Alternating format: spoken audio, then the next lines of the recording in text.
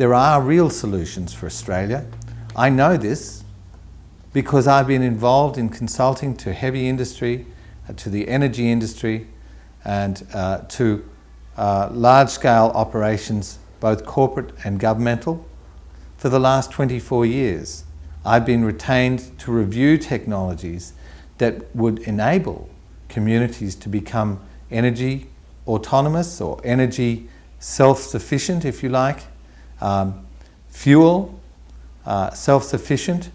These are things that are actually attainable. They are attainable with technologies that are available today. These are not solutions that are spoken of in the mainstream, and we can understand to some extent why. There are large corporate entities who perhaps would not agree with our desire to hold self-sufficiency in our own population. But if we want these things, we have to demand them, and we can. The technologies are there. What remains to be done is for you to exert your will. There are a great many issues that concern us these days. The issue of the continuous increase in the power of electricity. The price of electricity seems to just keep going up as the price of liquid fuel. I don't believe that we as a community have really engaged with the options around distributed energy, not to mention some of the technologies that are available to us today that are quite acceptable as standalone and baseload power. That means that it produces power 24 hours a day, as is required by us. We have some backlog problems that have been accumulating for many, many decades now. The maintenance money, for instance, that's been set aside in budgets in all of the states of Australia to a greater or lesser extent for the maintenance of our grids have routinely been pillaged by governments in need of further money to spend on heaven knows what. We need to address issues of sustainable, clean food.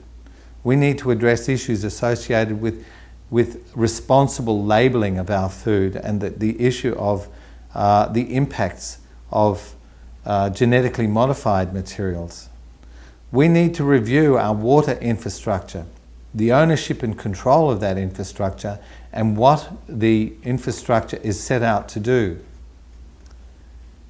It's commonly not understood that all of the drugs that we take as human beings, and indeed those drugs that we feed to our animals, go through our systems in large measure unaffected.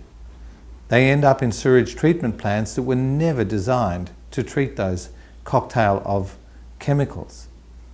The chemicals are then in the water that we're asked to drink, and water that is disgorged into our waterways, rivers and oceans with heaven knows only what impacts.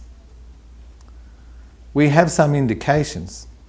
In the River Seine in Paris, there are no more male fish. There's so much estrogen in the river. I'm told that off the coast of the United Kingdom, the prawns are high on Prozac. Now, there's a humorous aspect to that, but really and truly, they're the things we know about. What are the things that we don't know about, the impacts that we are currently not present to, that are nonetheless happening? We need to ask these questions and we need to demand answers. We do have solutions for all of these things. I can't be fooled about this. I've been in the industry of providing waste management and energy solutions for more than 25 years. So I speak to you from a place of some authority in respect to these matters, and we need to exert our influence regarding this. I'm not talking about being green for green's sake. I witnessed in Tasmania the demise of the forestry industry. I didn't see what replaced it. What I did see was people that were confused, angry and hurt. People who have no livelihood and are seeking around for other means of making a living. Those means exist. They really do. But before we go dismantling industries, we need to create transition plans and put in place methods by which we can cushion the changes that we as a society need to make. Because after all, this is about the people. The people are the thing. The people are what matters in all of this. Now, I believe I can do some things to really forward these agendas, but I need your help. And maybe you feel like I feel. It's possible that both young and old people in this country are aware, perhaps not with an extensive list as this, but certainly aware that things are not as they should be. In order for us to help you, we need for you to support us in our voting. And I think it's important for you to also understand the implications of your preferences. And I'd like to illustrate what that implication is. If we say there are 3 parties, and of course we know that there are many more, but when one party allocates its preferences to another party, the effect is like pouring a glass of water into another one. And then if this party doesn't actually get up, its preferences are spilled into the next container.